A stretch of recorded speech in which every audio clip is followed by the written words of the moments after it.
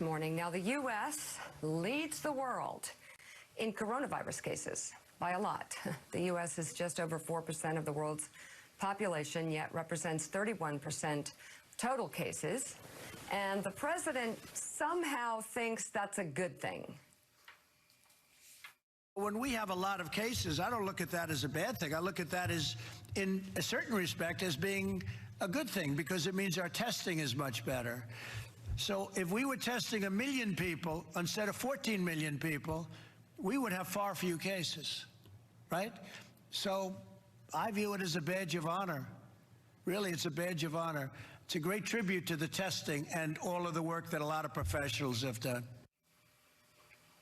I mean, aside from the fact that most believe that this president has botched this crisis from the get-go, and this will be known in history worldwide as a human catastrophe that he could have prevented.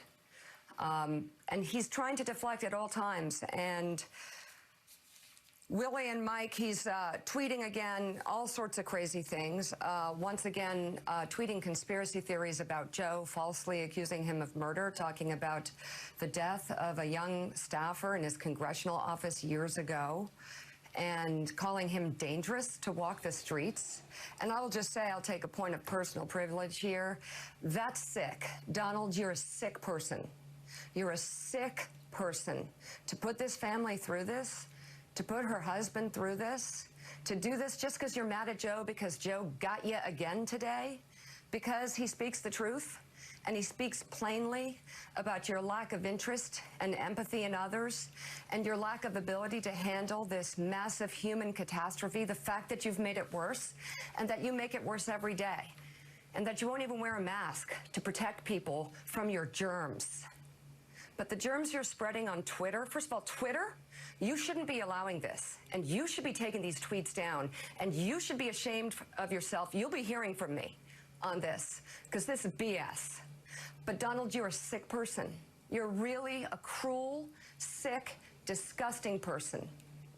And you can keep tweeting about Joe, but you're just hurting other people. And of course, you're hurting yourself. Willie, why don't you take final thoughts? I'm done. Well, it's sick for all the reasons you lay out, obviously, about the family, but it's also sick in the context of what the country is going through as we push toward 100,000 deaths and more than 1.5 million cases, which he calls a badge of honor. That's the sickness, the larger sickness, which is that should be his sole focus, but he's ready to turn the corner, Mike.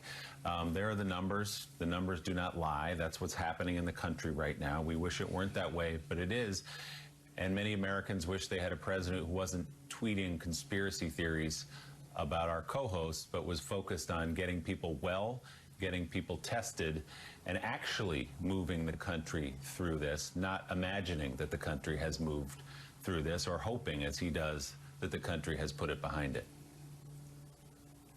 Yeah, Willie, you know, one of the benchmarks of American politics for over 50 years used to be Theodore H. White's The Making of the President, which is a chronicle of the campaigns from 1960 on, famous books, Pulitzer Prize-winning books. Well, now you could write a book and the title would be The Unraveling of the Presidency, not The Making of a President. And the unraveling would begin on January 20th in 2017 when he took office.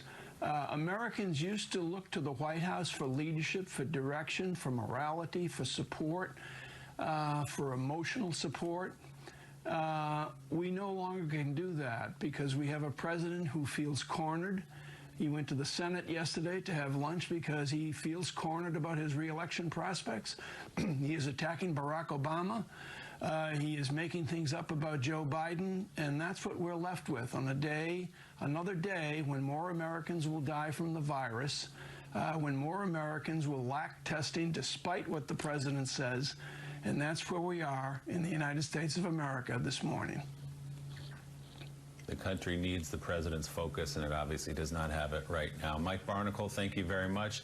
That does it for us this morning on Morning Joe. We'll see you right back here tomorrow morning. Stephanie Ruhle, for now, picks up the coverage. Hey,